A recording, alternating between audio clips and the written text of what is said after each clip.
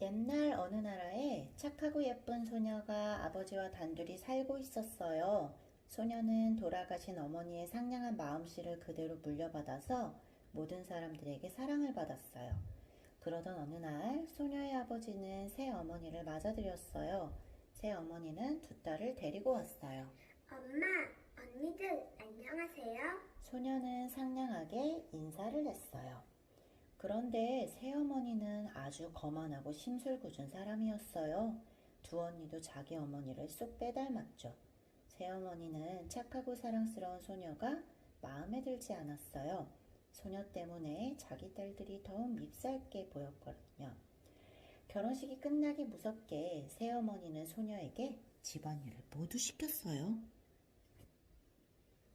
빨래가 끝나면 어서 접시를 닦으렴. 그 다음은 방을 깨끗이 청소하고 빨리빨리 못하겠니? 소녀는 새어머니와 언니들이 시키는 대로 온갖 굳은 일을 해야만 했어요. 잠도 지저분한 다락방에서 거친 집더미를 깔고 자야 했어요. 하지만 소녀는 불평 한마디 없이 묵묵히 일을 했어요.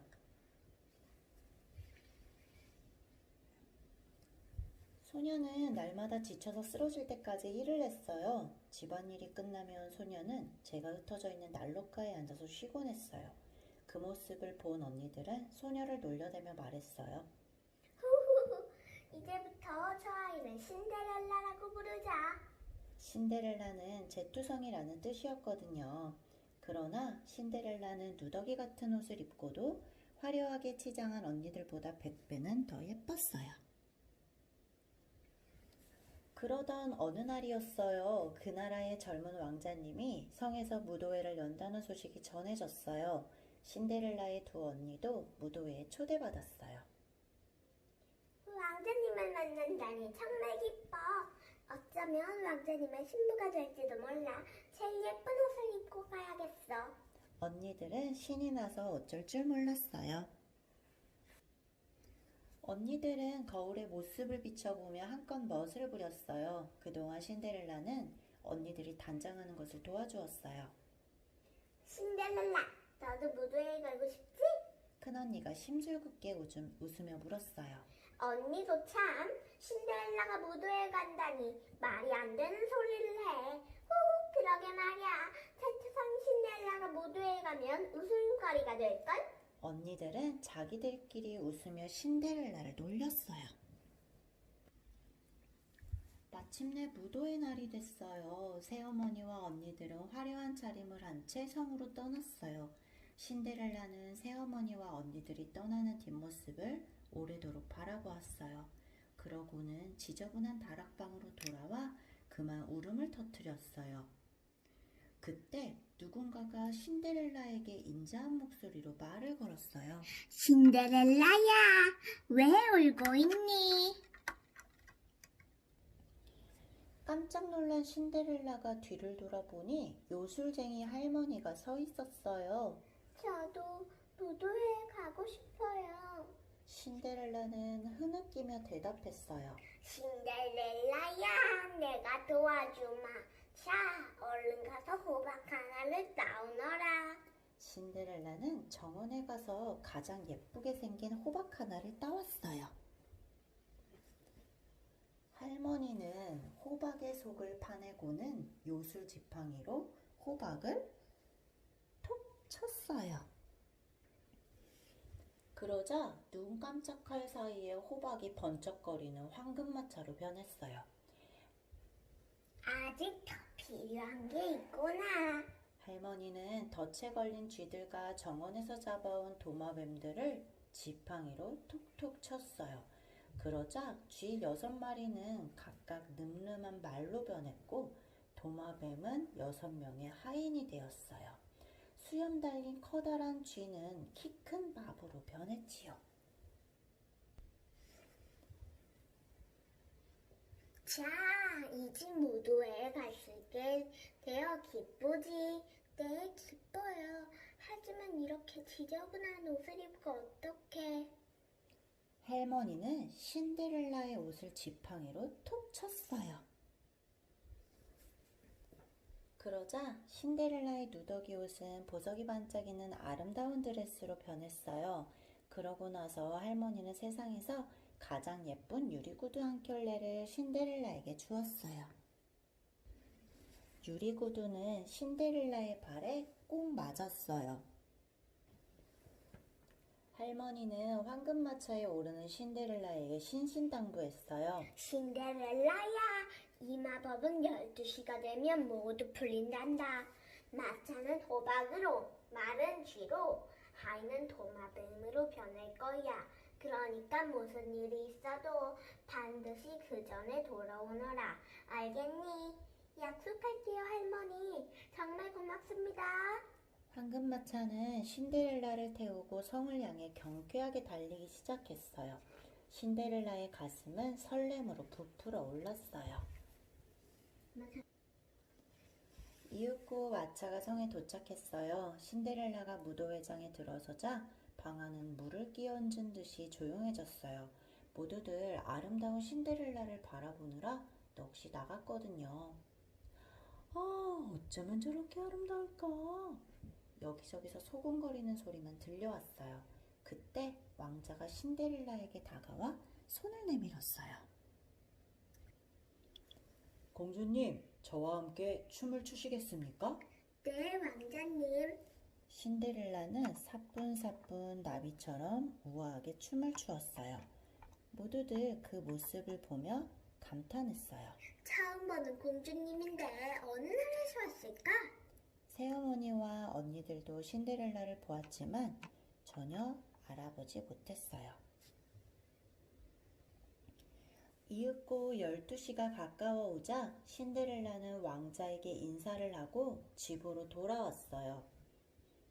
후회는 다음 날에도 이어졌어요. 언니들이 먼저 성으로 떠난 뒤 신데렐라는 어제보다 더 예쁜 옷을 입고 성에 갔어요. 그날 밤에도 왕자는 신데렐라와 함께 다정한 시간을 보냈어요. 신데렐라는 너무나 즐거운 나머지 시간이 가는 줄도 몰랐어요. 그때 종소리가 울리기 시작했어요. 바로 땡. 12시가 된 것을 알리는 첫 종소리였어요. 이를 어쩐다. 마법이 풀리기 전에 어서 집으로 돌아가야 해. 깜짝 놀란 신데렐라는 아기 사슴처럼 급히 무도회장을 뛰어나왔어요. 공주님, 기다려주세요. 왕자도 황급히 신데렐라를 뒤쫓아 나왔어요. 그러나 신데렐라를 붙잡을 수는 없었어요. 신데렐라는 뒤도 돌아보지 않고 뛰어가다가 그만 유리구두 한 짝을 길에 떨어뜨리고 말았어요. 왕자는 결국 신데렐라를 놓치고 말았어요. 그런데 신데렐라가 떨어뜨린 유리구두 한 짝이 왕자의 눈에 보였어요. 왕자는 조심스럽게 유리구두를 주워들었어요. 그러고는 유리구두를 가슴에 소중히 품고 성 안으로 돌아갔어요. 곧 12시를 알리는 마지막 종소리가 울려 퍼졌어요.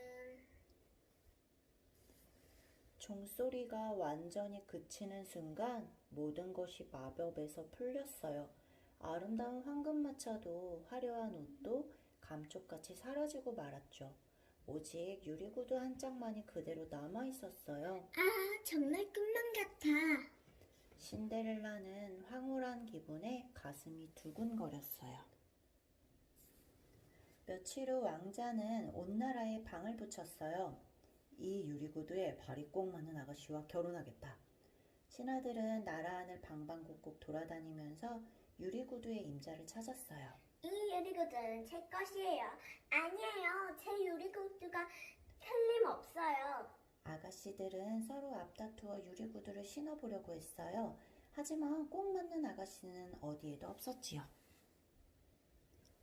마침내 신하들은 신데렐라의 집까지 오게 되었어요. 두 언니도 유리구두를 신어보았어요. 언니들은 구두 속에 발을 집어넣으려고 안간힘을 썼어요. 아파라.